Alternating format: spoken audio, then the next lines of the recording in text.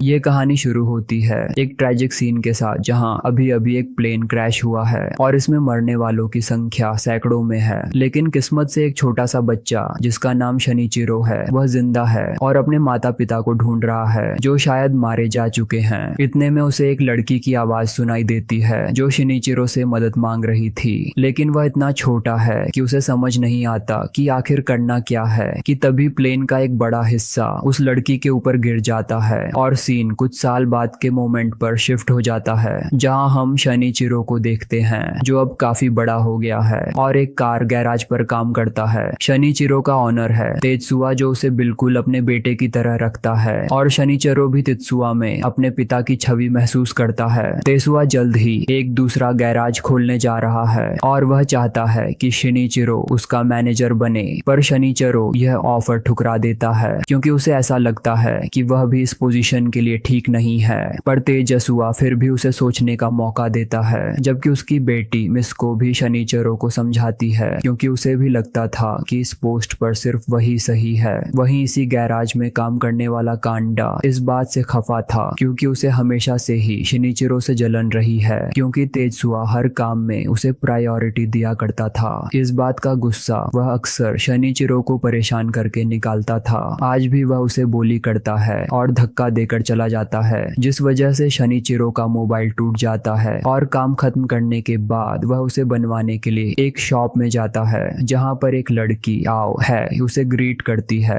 शनिचिरो बताता है कि उसका फोन टूट गया है, पर आओ एओआई के मुताबिक वह काफी पुराना मॉडल था जिसके पार्ट्स मिलना मुश्किल था, लेकिन फिर भी वह जैसे तैसे करके शनिचिरो का फोन ठीक कर देती है। इसलिए रात को भी शनिचिरो अपना फोन देख आओ एई को याद करता है। अगले दिन वह काम पर आने के लिए मेट्रो पकड़ता है, जिसमें उसी के बगल में खड़े एक आदमी के हाथ अचानक से गायब होने लगते हैं। तब हमें बताया जाता है कि प्लेन क्रैश वाली साइट पर शनिचिरो को एक पावर मिली थी जिसकी हेल्प से वह लोगों का भविष्य देख सकता है। स्पेशली उनकी मौत और इस आदमी के गायब होते हाथ भी इस बात का सबूत थे कि वह मरने वाला है, पर शनिचिरो कुछ नहीं कर सकता। इसलिए वह अपने काम पर चला जाता है जहां मिसुको उसे मैनेजर बनने के लिए राजी करने की कोशिश करती है, लेकिन शनिचिरो कुछ खास जवाब नहीं देता। रात को वह उसी मोबाइल शॉप के सामने से गुजरता है और उसकी नजरें अब भी आउई को ही ढूंढ रही थीं। इतने में एक अजनबी उससे टकरा जाता है और शनिचिरो क्यूरोसिटी के चलते उसका पीछा करता है ताकि पता चल सके कि उसके साथ क्या होगा, और कुछ दूर जाते ही एक कार उसे कुचल कर निकल जाती है। शनिचिरो को अफसोस था कि वह उसके लिए कुछ नहीं कर पाया, इसलिए वह काफी परेशान भी हो जाता है और अगले दिन मिसुको से कहता है कि अगर उसे ऐसी शक्ति मिल जाए जिससे वह लोगों का भविष्य देख सके, साथ ही उसे पता चल जाए कि कौन कब मरने वाला है, तो वह क्या करेगी। इस पर मिसुको कहती है कि यह शक्ति नहीं अभिशाप है, इसलिए उसे ऐसी कोई शक्ति नहीं चाहिए। यहाँ शनिचिरो देखता है कि एक बार फिर से उसका मोबाइल खराब हो रहा है, इसलिए वह फिर से आओ ए के पास जाता है और फोन ठीक करवाता है, लेकिन ये देखकर घबरा जाता है कि आओ ए के हाथ भी गायब हो रहे हैं। इसलिए वह उसे बचाने का फैसला करता है और काम खत्म करने के बाद मिलने के लिए बुलाता है। आओ ए भी पहले तो सोचती है, फिर कॉफी शॉप में मिलने का प्रॉमिस करती है, जहां शनिचिरो देखता है कि आओ ए के हाथ ठीक हो रहे हैं और वह बहुत खुश होता है। आओ ए पूछती है कि उसे यहाँ क्यों बुलाया है। इस पर वो कहता है कि उसके पास भविष्य देखने की शक्ति है, लेकिन उसे डाउट था कि आओ उसकी बातों पर यकीन नहीं करेगी, इसलिए वह सॉरी बोलकर निकल जाता है। लेकिन बाहर जब वह घर जा रहा था तो उसके सीने में तेज दर्द उठता है, लेकिन वह जैसे तैसे खुद को संभाल कर घर आ जाता है और अगले दिन पूरे कॉन्फिडेंस के साथ तेसुआ से कहता है कि वो मैनेजर बनने के लिए तैयार है। साथ ही देर रात तक गैराज में काम करता है जहां उससे मिलने के लिए आओई भी आती है। शनिचिरो आओई को देखकर हैरान रह जाता है और आओई बताती है कि उसने शनिचिरो का एड्रेस स्टोर से लिया है और वह यहाँ एक जरूरी बात करने आई है। शनिचिरो उसे कॉफी ऑफर करता है और आवे एक न्यूज़पेपर रखते हुए बताती है कि उसके स्टोर से कुछ दूर एक फैक्ट्री है जिस पर बीती रात को हमला हुआ था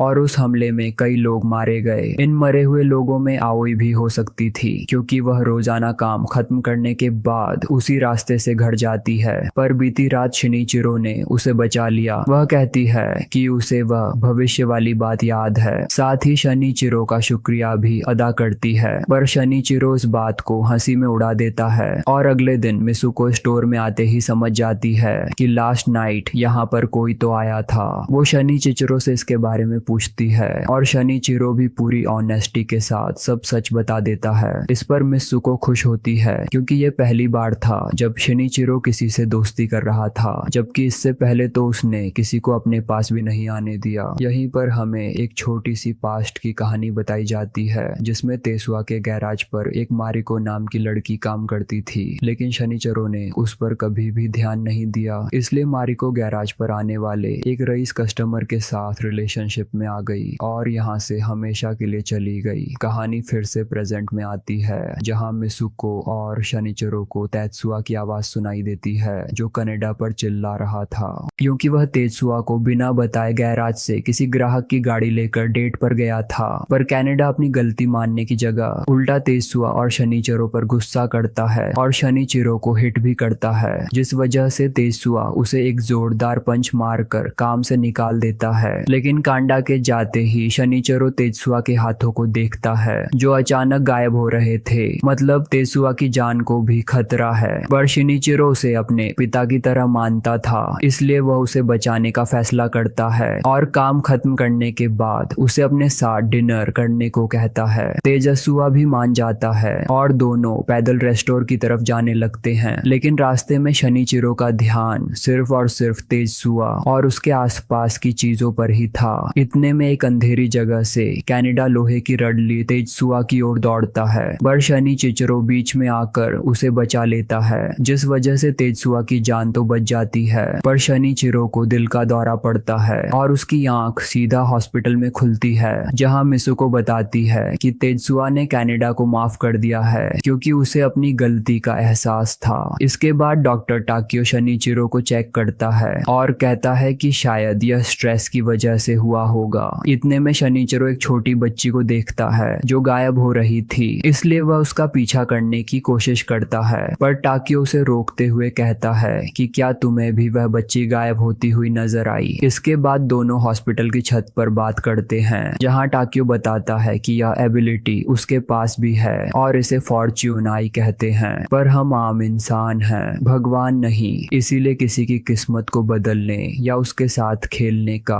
हमारा हक नहीं है और अगर ऐसा कोई करता है तो उल्टा उसी की जान खतरे में पड़ सकती है। इसलिए जिसके साथ जो हो रहा है वह होने दो, वरना तुम्हारी जान खतरे में पड़ सकती है और तुम्हारे दिल के दौरे का कारण भी यही है। इसके बाद शनिचिरो पूरे रास्ते इसी बात को सोचते हुए जाता है और अगले दिन वह आओ आई को मिलने के लिए बुलाता है और उसे प्रपोज भी कर देता है, लेकिन आओ आई कोई जवाब दिए बिना ही यहाँ से चली जाती है, पर फिर अगले ही दिन मान जाती है, जिस वजह से दोनों का मिलना जुलना शुरू हो जाता है और दोनों का प्यार और गहरा हो जाता है। इसी बीच काडा तेत्सुआ के पास वापस से काम मांगने को आता है और शनिचिरो भी उसकी सिफारिश करता है, इसलिए तेजसुआ उसे काम पर रख लेता है, जिस वजह से कनाडा तेजसुआ और शनिचिरो दोनों का शुक्रिया अदा करता है। अगले दिन शनिचिरो अपने और आवाई के लिए एक रिंग का पेयर खरीदता है, साथ ही हॉस्पिटल चेकअप के लिए भी जाता है जहां डॉक्टर उसे चेतावनी देता है कि आगे अगर दिल का दौरा पड़ा तो जान भी जा सकती है। इसके बाद शनिचिरो अपने गैराज जाता है जहां एक लड़का कार ठीक करवाने के लिए आता है। ये कोई और नहीं बल्कि मारिको का बॉयफ्रेंड था, इसलिए शनिचिरो मारिको के बारे में पूछता है, पर यह लड़का उसके बारे में गलत बातें करता है। साथ ही शनिचिरो को भी काफी भला बुरा कहता है, लेकिन शनिचिरो शांत रहता है और अगले दिन जब वह अपनी गाड़ी लेने आता है तो शनिचिरो देखता है कि ये भी हवा में गायब हो रहा है, मतलब ये भी मरने वाला है, पर वो कुछ ना करने का फैसला करता है। और कुछ दिन बाद हम शनिचिरो को उसी आदमी के फ्यूनरल में देखते हैं जहां उसकी छोटी सी बच्ची अपने पिता के लिए रो रही थी। उस बच्ची को देखकर शनिचिरो को बहुत दुख होता है। साथ ही प्लेन क्रैश साइट वाली वह लड़की बार बार याद आती है जिसे वह बचा नहीं पाया था। अगले दिन वह हताश होकर एक पार्क में बैठ जाता है जहां किंडर स्कूल के कुछ बच्चे अपने टीचर के साथ खेल रहे थे। तभी एक बच्ची उसके पास आकर बॉल मांगती है, लेकिन इस बच्ची का शरीर भी आहिस्ता आहिस्ता गायब हो रहा था। साथ ही बाकी बच्चे यहाँ तक कि टीचर का शरीर भी अचानक से गायब होने लगता है। इसलिए शनिचिरो सभी बच्चों के हाथों को चेक करता है, पर टीचर को लगता है कि वह बच्चों के साथ गलत हरकत कर रहा है, इसलिए वह सभी बच्चों को लेकर यहाँ से चली जाती है। पर उसके हाथ से स्कूल का एक लेटर गिर जाता है जिसमें लिखा था कि स्कूल के बच्चे ट्रेन से ट्रिप पर जाने वाले हैं। वह समझ जाता है कि कुछ तो गड़बड़ है, इसलिए अगले ही दिन वह स्टेशन पर जाता है जहाँ कई पैसेंजर्स इसी तरह से गायब हो रहे थे। तभी शनिचिरो को समझ आता है कि अगले दिन सुबह जाने वाली ट्रेन का एक्सीडेंट होने वाला है, और इस बात पर वह इसलिए श्योर था क्योंकि स्कूल के लेटर में लिखा था कि बच्चे इसी ट्रेन से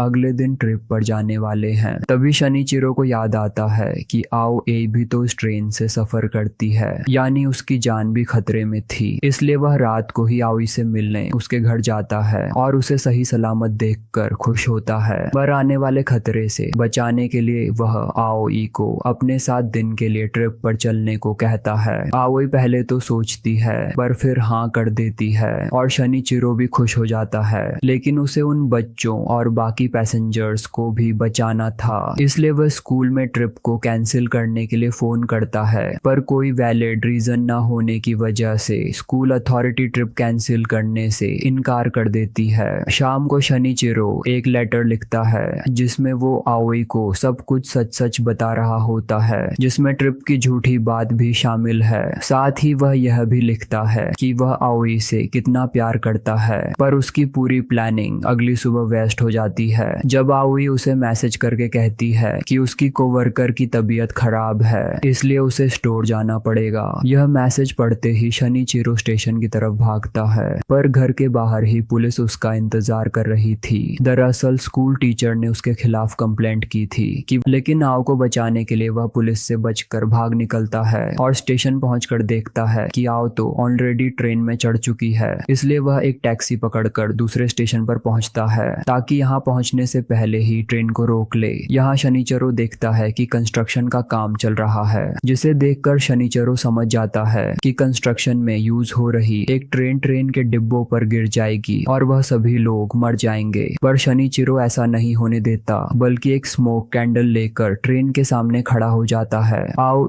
जो इंजन के ठीक पीछे वाले डिब्बे में थी वो भी शनिचिरो को देख लेती है और ड्राइवर को ट्रेन रोकने को कहती है, और ड्राइवर भी ट्रेन रोक देता है। इतने में हमें ट्रेन भी गिरती हुई दिखाई जाती है, यानी शनिचिरो ने इस ट्रेन एक्सीडेंट को रोक लिया था और सभी पैसेंजर्स की जान बचा ली थी। आओई तुरंत ट्रेन से बाहर आती है जहाँ शनिचिरो पटरियों पर ही बैठा हुआ था। आओई जैसे ही उसे देखती है वह रोने लगती है क्योंकि आओई और बाकी पैसेंजर्स को बचाने के लिए उसने अपनी जान गंवा दी थी। शनिचिरो के फ्यूनरल पर आओई को पता चलता है कि वह पहली लड़की है जिसके साथ शनिचिरो इतना घुला मिला था। यह सुनकर वो और ज्यादा दुखी हो जाती है और नेक्स्ट सीन में हमें पता चलता है कि आओई वो लड़की है जिसने क्रैश साइट पर शनिचिरो से मदद मांगी थी, लेकिन ट्रामा की वजह से शनिचिरो को याद ही नहीं था कि उसने आओई की जान बचा ली थी। यहाँ यह भी रिवील होता है कि आओई के पास फॉर्च्यून आइस है और उसे हमेशा से शनिचिरो की तलाश है, इसलिए पहली बार जब शनिचिरो शॉप पर आया और आओई के गायब होते हुए हाथों को देखकर रिएक्ट किया,